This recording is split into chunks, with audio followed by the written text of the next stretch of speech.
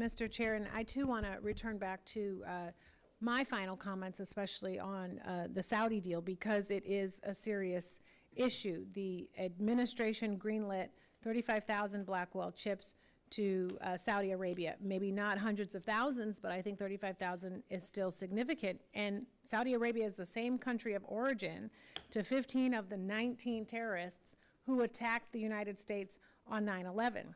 And I have to add that the Saudi Sovereign Wealth Fund backing the AI company receiving the chips is also in business with Jared Kushner's private equity fund for a $55 billion buyout of a gaming company. And this deal went through without Congress having any daylight into it. And because of that, one could postulate that it went through with regardless of any national security concerns. And I don't think that's a sentence anyone wants to ever have to say. And now we're asking, who does the deal benefit? And I think that is a serious issue and one we shouldn't ignore. So, Mr. Wolf, you discussed loopholes in your testimony and in some of your subsequent comments. Can the administration right now or at any time unilaterally close these loopholes?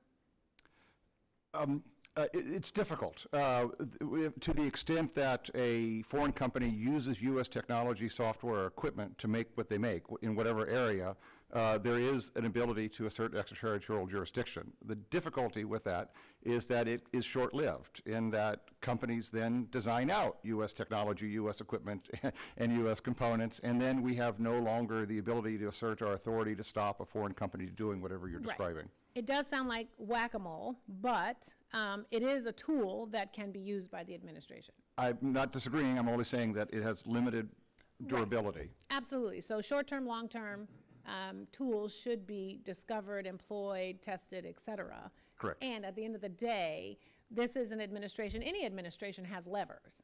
The question is, how do you use them? How often? How do you change them to continue to make them effective? Absolutely. That's why I list the various carrots, the various sticks, the appeals to common interests, the use of new plurilateral regimes, the leveling up U.S. licensing policy. In the meantime, it's a very complex issue, but you're hitting on all the right topics. Yes, lots of carrots, lots of sticks.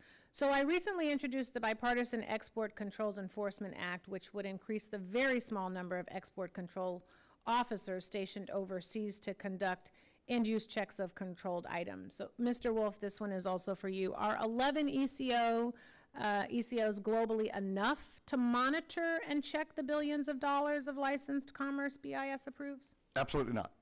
Again, we could add 100 ECOs, but it would still pale in comparison to getting the benefit of allies working with us. What we saw with, for example, the U.S. and 38 countries coming together in response to the Russia response, they've all imposed their own same controls together equally, and the ability to regulate and enforce that, even with all the weaknesses and the gaps and the diversions that are occurring, is far more extensive than if the U.S. had done that alone, using its extraterritorial authority to try to enforce the same. So I sort of call for that same sort of ambition with respect to identifying with the allies a common threat with respect to Chinese issues, as in a much easier case, I admit, was the case in response to the Russian invasion of Ukraine. So many of us have asked about the entity list.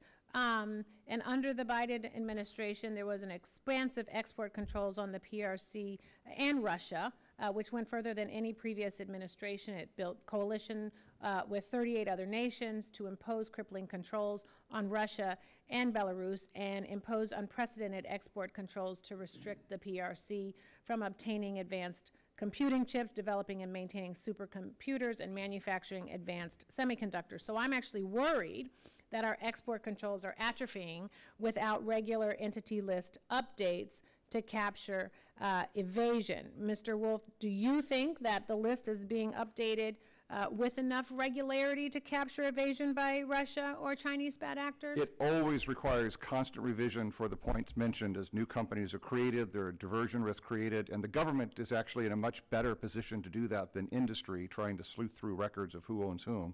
And so this is where a resource topic should go. Who are the companies involved, whether they're affiliated or not, whether they're across the street or have a corporate relationship involved in the diversion?